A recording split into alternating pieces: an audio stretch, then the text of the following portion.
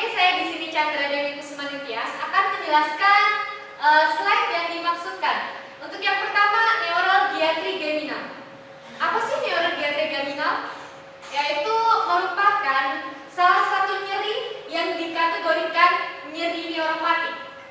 Nyeri ini biasanya bertahan lebih lama dan merupakan input sensorik abnormal oleh sistem saraf perifer atau biasanya menyerang CNS atau yang disebut dengan central nervous system. Untuk penyakit ini sulit sekali diobati dengan obat analgesik seperti opiat atau non opiat untuk mengatasi nyeri.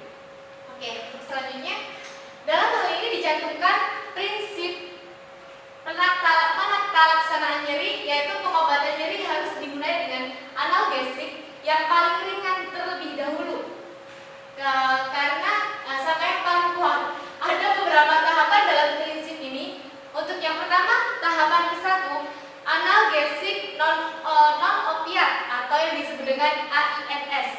Untuk yang kedua, analgesik AINS plus adjuvan atau yang disebut dengan antidepresan.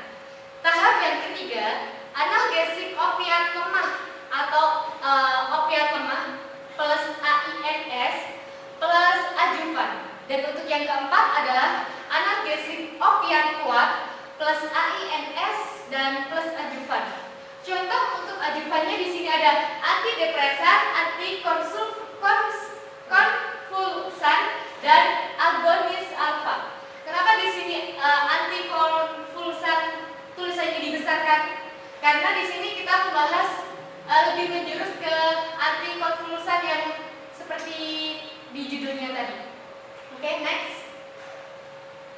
Terapi utama yang sering digunakan untuk mengatasi nyeri neuropatik adalah golongan the tricyclic antidepresan atau TCA. The anticonvulsants and the systemic local anesthetics. Untuk neuralgia trigeminal sendiri juga sering digunakan obat yang bersifat antikonvulsan juga, yaitu carbamazepine, oxcarbazepine, phenytoin, baclofen, gabapentin, dan injeksi alkohol sebagai terapi medisnya. Namun yang paling efektif dan yang paling sering digunakan di sini adalah carbamazepine. Jadi seperti tadi di judulnya tersebut kata carbamazepine. Oke, selanjutnya. Untuk carbamazepine-nya, mekanisme kerjanya pada membran permeabilitas menunjukkan bahwa carbamazepine menutup saluran natrium pada konsentrasi terapi dan dapat menstabilkan membran neuron yang hiperaktif, menghalangi kerusakan neuron yang berulang dan mengurangi perambatan sinaptik impuls yang berasal dari luar. Ya, seperti yang contoh yang sudah ada pada gambar ini. Oke, selanjutnya. Pada membran permeabilitas ini menunjukkan bahwa carbamazepine menutup saluran natrium pada konsentrasi terapi dan dapat menstabilkan membran neuron yang hiperaktif. Dan selain itu juga menghalangi kerusakan neuron yang berulang dan mengurangi perambatan sinaptik impuls yang berasal dari luar. Untuk selanjutnya, ya ini.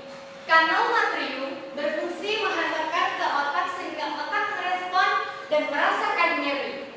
Obat-obat golongan antikonvulsif phenytoin dan carbamazepine juga bekerja terhadap kanal NA. Kedua obat ini, yaitu tadi yang dijelaskan di atas, antikonvulsif phenytoin dan carbamazepine, bekerja dengan cara menstabilkan atau memperlama fase inaktivasi kanal NA, di mana akan mengurangi firing rate. Dengan demikian mengakibatkan impuls saraf tidak segera dihantar dan sel saraf tidak mudah dipicu. Intinya di sini adalah mekanisme kerja obat carbamazepine adalah menstabilkan membran neural pre dan post sinaptik melalui blokade